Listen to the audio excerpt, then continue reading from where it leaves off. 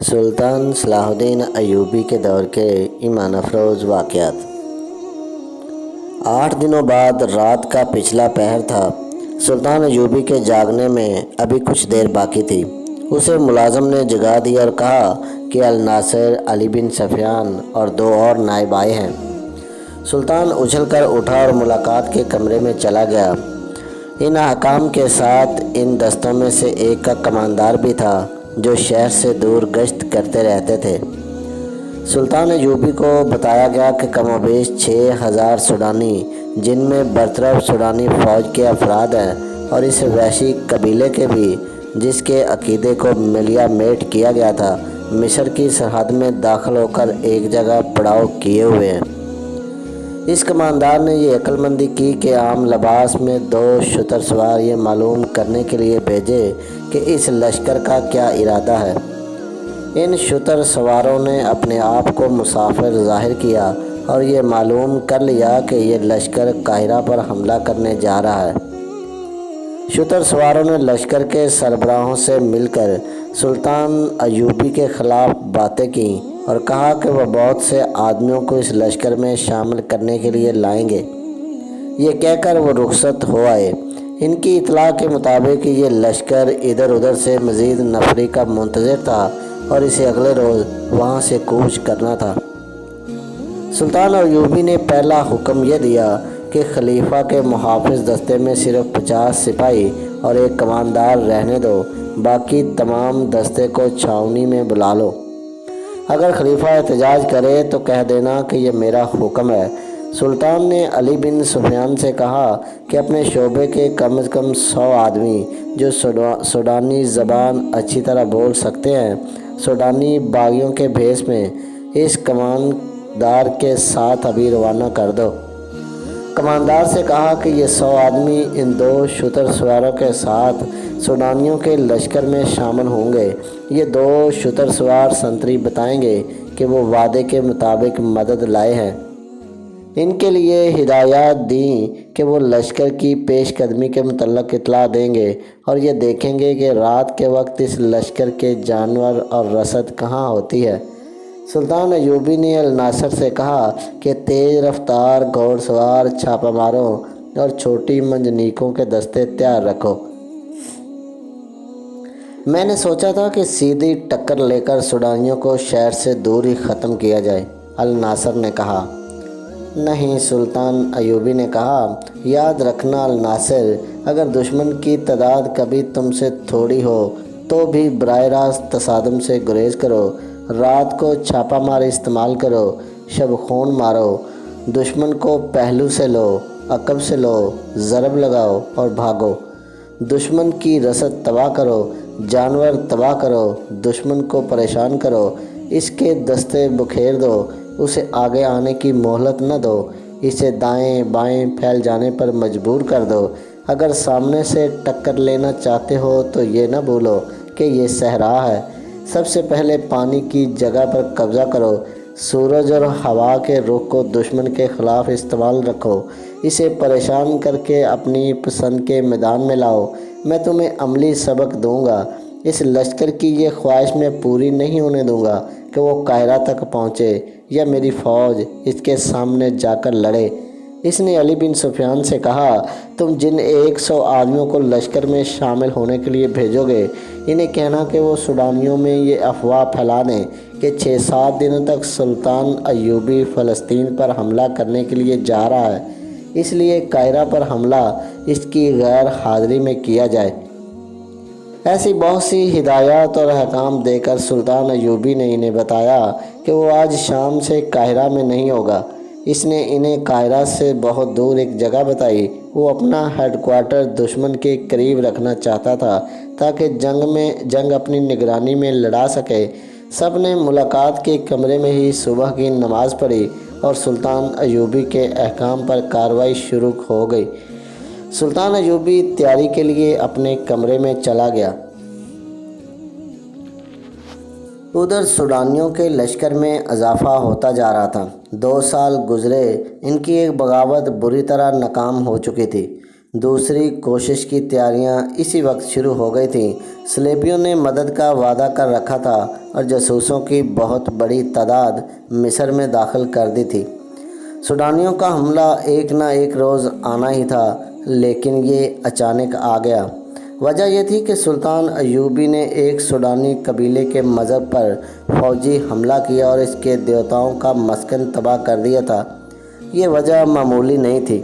مصر میں جو سلطان ایوبی کے مخالفین تھے، انہوں نے اس کے اس اقدام کو اس کے خلاف استعمال کیا۔ سوڈانی فوج کے برطرف کیے ہوئے باغی کمانداروں کو بھی موقع مل گیا۔ یہ فوراً حرکت میں آ گئے۔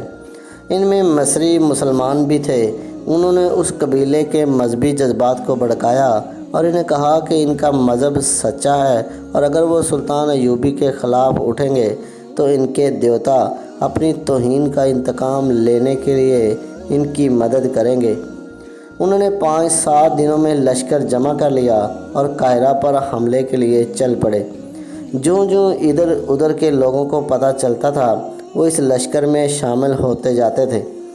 2 شتر سواروں کے ساتھ جب 100 مسلح آدمی اس لشکر میں شامل ہوئے، یہ لشکر سرحد سے آگے آ گیا تھا اور ایک جگہ پڑاؤ کیے ہوئے تھا۔ سلطان ایوبی رات کے وقت اتنا آگے چلا گیا جہاں اسے اس لشکر کی نقل و حرکت کی اطلاع جلدی مل سکتی تھی۔ ان 100 آدمیوں نے حملہ آوروں کے سربراہوں کو بتایا کہ سلطان ایوبی چند دنوں تک فلسطین کی طرف کوچ کر رہا ہے۔ سربراہ بہت خوش ہوئے۔ انہوں نے یہ پڑاؤ 2 دن اور بڑھا دیا۔ اگلی رات سلطان ایوبی کو اس لشکر کی پہلی اطلاعیں ملی۔ اس سے اگلی رات اس نے 50 سوار اور 5 منجنیقیں بھیجیں جن کے ساتھ آتش گیر مادے والی ہانڈیاں تھیں۔ انہیں ایک گھوڑا کھینچتا تھا۔ آدھی رات کے وقت جب سوڈانی لشکر سویا ہوا تھا، ان کے اناج کے ذخیرے پر ہانڈیاں گرنے لگیں۔ ماہ بعد آتشیں تیر آئے اور مہیب شعلے اٹھنے لگے۔ لشکر میں بھگدڑ مچ گئی۔ منجنیقوں کو وہاں سے فوراً پیچھے بھیج دیا گیا۔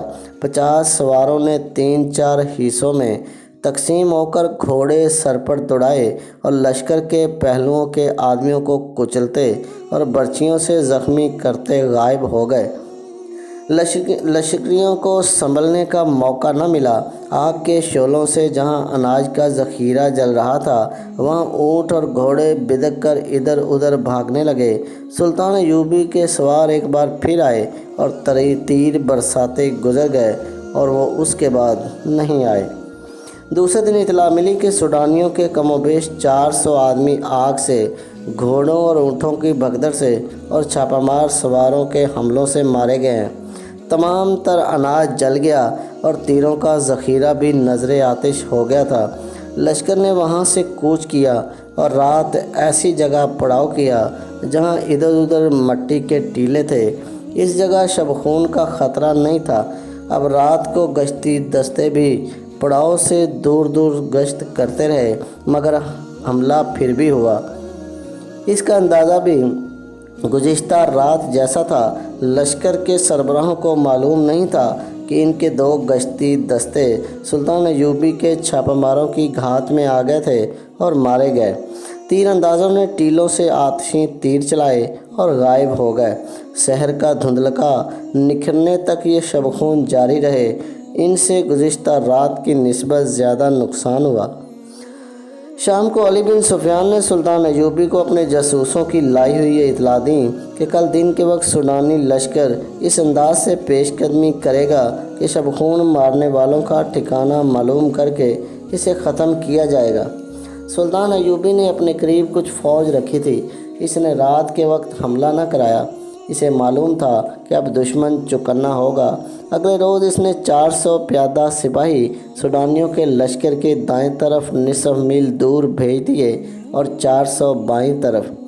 انہیں یہ ہدایات دیں کہ وہ آگے کو چلتے جائیں۔ دونوں دستے جنگی ترتیب میں سوڈانیوں کے پہلو سے گزرے تو سوڈانیوں نے اس خطرے کے پیش نظر اپنے پہلو پھیلا دیے کہ یہ دستے پہلو پر یا عقب سے حملہ کریں گے۔ سلطان ایوبی کی ہدایت کے مطابق ان کے کماندار اپنے دستوں کو پرے ہٹاتے گئے۔ سوڈانی دھوکے میں آ گئے۔ انہوں نے اپنے لشکر کو دائیں بائیں پھیلا دیا۔ اچانک سلطان ایوبی کے 500 سواروں نے ٹیلوں کی اوٹ سے نکل کر سوڈانیوں کے وسط میں حلہ بول دیا۔ یہاں ان کی اعلیٰ کمان تھی۔ گھوڑ سواروں کا یہ حملہ اچانک اور بے حد شدید تھا۔ سارے لشکر میں بھگدڑ مچ گئی۔ پہلوؤں سے پیادہ تیر اندازوں نے تیر برسانے شروع کر دیے۔